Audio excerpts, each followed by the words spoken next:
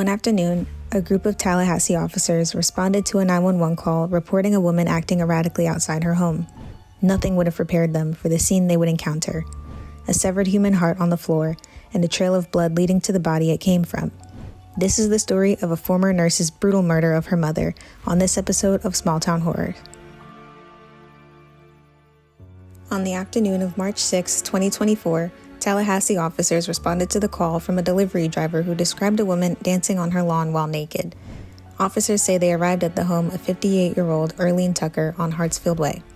Tucker lived in a home with her daughter and mother who had moved in after falling ill. When officers approached Tucker, court documents say she was rambling to herself. Eventually, she began begging the police to take her into custody.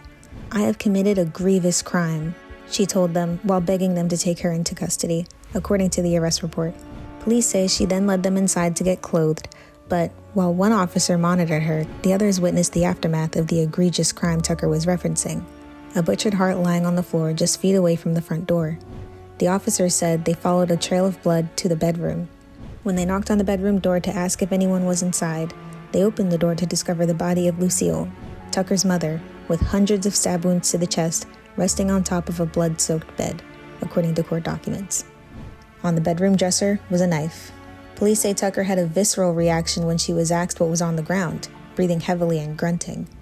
After taking Tucker down to the station, police said she talked to herself for hours in the interview room, confessing repeatedly to killing her mother and calling her a sacrificial lamb whose heart she had to inspect.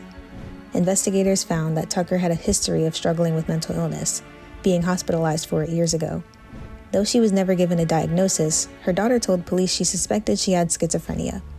It's unclear to the police why Tucker suddenly had this violent outburst. For now, she pleaded not guilty to murder and is waiting a psychiatric evaluation to determine whether she's competent for trial. Tune in next weekend to see what small town horror we visit next at theroot.com.